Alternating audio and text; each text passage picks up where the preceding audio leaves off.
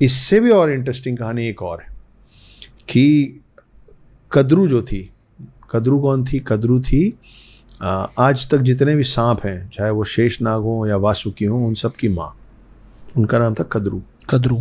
और कद्रू की बहन जो थी, उनके पुत्र हैं गरुड़। गरुड़। गरुड़ पुराण।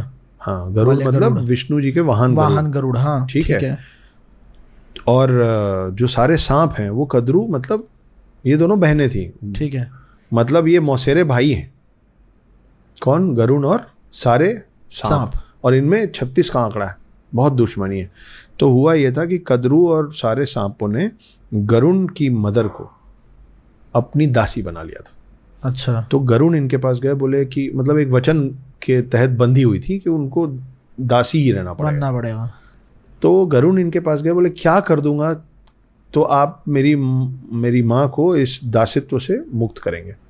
तो बोले हमको अमृत ला दो तो हम तुम्हारी माँ को दासित्व से मुक्त कर देंगे। गरुड़ इतने शक्तिशाली थे कि गरुड़ उड़ के गए इंद्र लोक, जहाँ अमृत कलश रखा हुआ था, और सारे देवों से अकेले लड़े और सबको हराए, इंद्र को भी हराए, और वो कलश चोरी कर लिए। क्यों चोरी किए? ला के इन लोगों को देने के लिए। तो ये बात पहुंची विष्णु जी के पास कि अगर कलश वो ले गया, ऐसे कैसे? पता नहीं कौन है,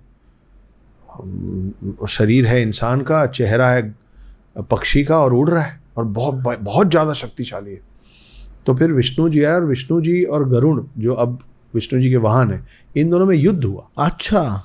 वो युद्ध में वो विष्णु जी के बराबरी से लड़ रहा था, और तब विष्णु जी को समझ में आया कि ये अपने लिए नहीं कर रहा है, मतलब माँ के लिए ये इतना सेल्फलेस है कि इसके हाथ में अमृत कलश है, लेकिन उसमें से एक बूंद खुद नहीं चख रहा। ये हाथ में पकड़ा हुआ है, मेरे आने के पहले चख सकता था, नहीं चखा।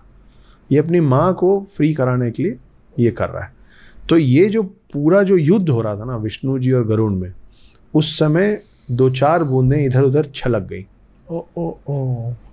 कलश से।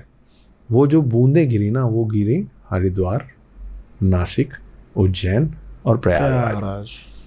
तो यहाँ भी कुंभ में से, कलश में से जो गिरा, इसलिए इसको कुंभ का मेला कहते हैं। ये कहानी ख़त्म करनी पड़ेगी क्योंकि आधे में छोड़ दूंगा तो कैसे चलेगा।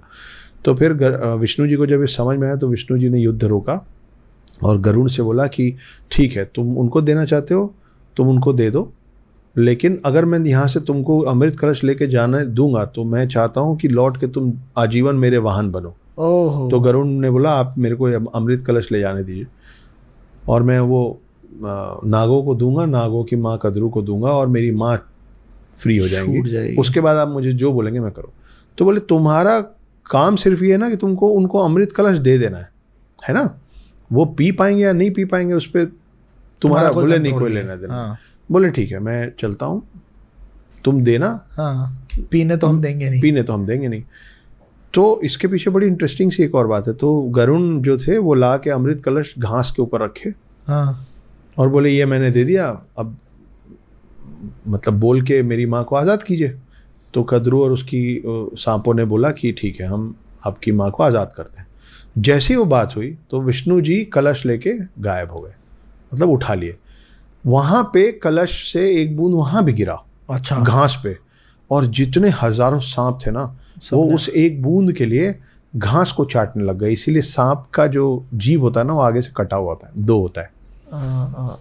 वो घास से कटा है। उस अमृत की बूंद को चखने के लिए उन सब लोगों की जबान घास से कटी, इसलिए सामने से 2 हो गई। कहानी है पर इंटरेस्टिंग है। इंटरेस्टिंग है। तो ये कुंभ मेले की कहानी है कि कुंभ मेले का हमारा इतिहास क्या है।